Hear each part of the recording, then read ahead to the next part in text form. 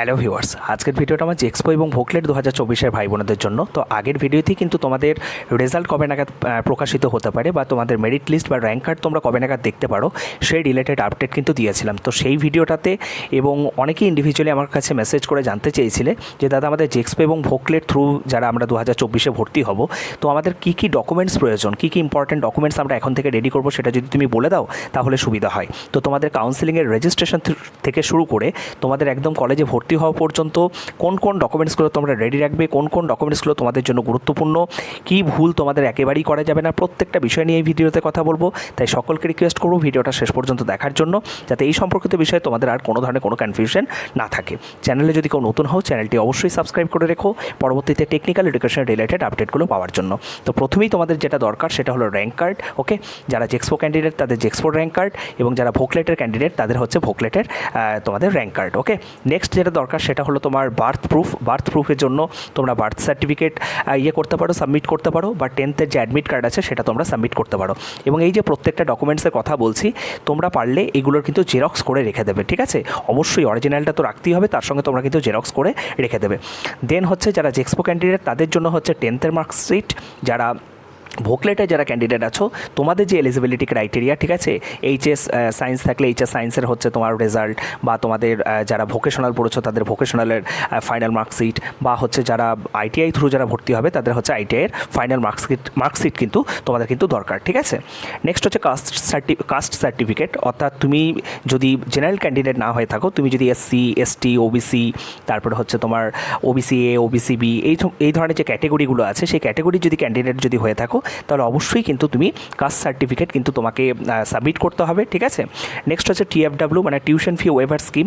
তো TFW certificate মানে টিএফডাব্লিউর জন্য যারা তোমরা ইয়েস করেছো, ঠিক আছে, যারা তোমরা এলিজেবল, মানে বছরে যাদের 2.5 লক্ষ টাকার থেকে ইনকাম কম, তারা কিন্তু অবশ্যই টিএফডাব্লিউ সার্টিফিকেট কিন্তু তোমাদেরকে কিন্তু সাবমিট করতে হবে। ঠিক আছে, যদিও জাস্ট এই যে টিএফডাব্লিউ বা তোমরা অনেক সময় হয় না যে কাস্ট সার্টিফিকেটে হয়তো দেখা গেল তুমি জেনারেল ভুল করে হয়তো এসসি টিক করে ফেলেছো, বা হয়তো দেখা গেল তুমি হয়তো এসসির জন্য টিক করে ফেলেছো, তোমার হয়তো এসসি সার্টিফিকেট নেই। তো তোমাদের যখন কাউন্সেলিং রেজিস্ট্রেশন হবে সেগুলো কিন্তু মডিফিকেশন করা যায়। ঠিক আছে, তো চিন্তার কোনো কারণ নেই।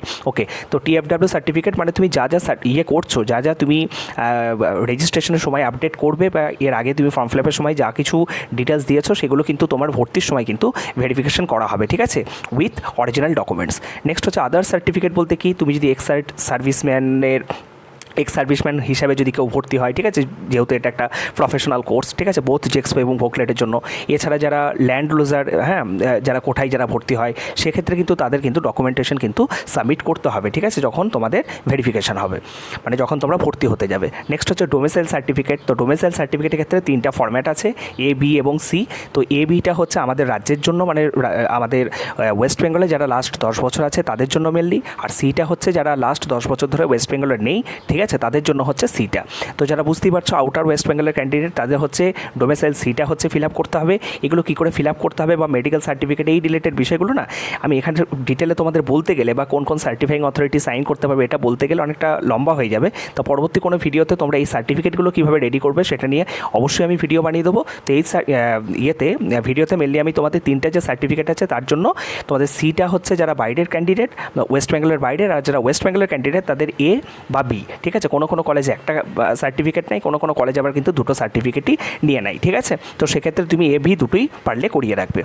আচ্ছা, নেক্সট হচ্ছে বা এই বছর যদি তোমাদের কাউন্সেলিংয়ের আগে কোনো ধরনের কোনো ইনস্ট্রাকশনস আসে অবশ্যই আমি সেটা তোমাদের সাথে শেয়ার করে নেবো। লাস্ট বছর যেটা হয়েছে তার বেসিসে আমি পুরো ডিটেলসগুলো তোমাদের সাথে শেয়ার করছি। নেক্সট যেটা তোমাদের দরকার সেটা হলো অ্যালটমেন্ট লেটার। ভর্তির সময় তোমরা বুঝতেই পারছো কোন কলেজে তোমরা অ্যালোটেড হয়েছো, যখন তোমরা ফিজিক্যাল ভেরিফিকেশনের জন্য যাবে, ঠিক আছে, তখন তোমাদের কিন্তু অ্যালটমেন্ট লেটার সঙ্গে কিন্তু নিয়ে যেতে হবে।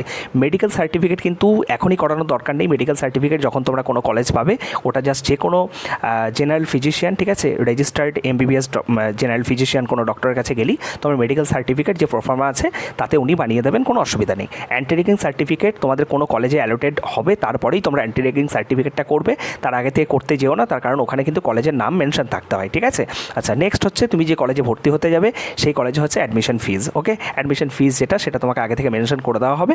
গভর্নমেন্টের ক্ষেত্রে খরচ কম, ঠিক আছে, এবং প্রাইভেটের ক্ষেত্রে সেক্ষেত্রে ডেফিনেটলি খরচটা একটু বেশি হবে। তুমি যদি টিএফডাব্লিউ অ্যাপ্লাই করে থাকো সেক্ষেত্রে কোনো ধরনের কোনো ফিস তোমাকে পে করতে হবে না, বুঝতে পেরেছো? তো এই সমস্ত যে ওভারঅল ডকুমেন্টসগুলো বললাম সেগুলোই কিন্তু তোমার দরকার। এছাড়া তোমার passport size photo, recent passport size photo যাদের নেই তারা অবশ্যই বানিয়ে নেবে 10 কপির মতো, ঠিক আছে? খুব বেশি 30-40 টাকার মধ্যে হয়ে যায়, যেগুলো কিন্তু তোমাদের পরবর্তীতেও বিভিন্ন চাকরি বাকরিতে যখন তোমরা অ্যাপ্লাই করবে বা বিভিন্ন জায়গায় যখন তোমরা অ্যাপ্লাই করবে সেক্ষেত্রে কিন্তু তোমাদের প্রয়োজন হবে।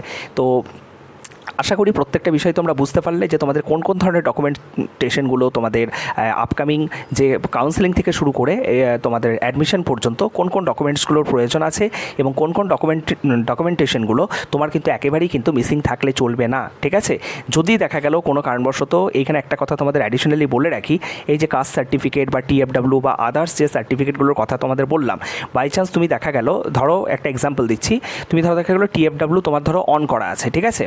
এবার দেখা গেল টিএফডাব্লিউ তুমি সার্টিফিকেট ধরো ভর্তির সময় তুমি প্রডিউস করতে পারলে না, কোনো মডিফিকেশনও আগে করনি, তো সেক্ষেত্রে কিন্তু তোমার সিটটা ক্যান্সেল পর্যন্ত হয়ে যেতে পারে, ঠিক আছে? অনেকেই কিন্তু ভর্তির এই মানে সমস্যা হয়।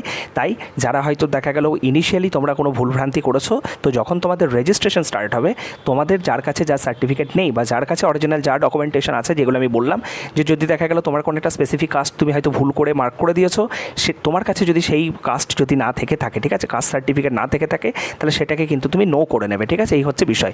পরবর্তীতে এই সম্পর্কিত বিষয়ে আমি আরও কথা বলবো, পরবর্তীতে পরপর ভিডিও আসতে থাকবে।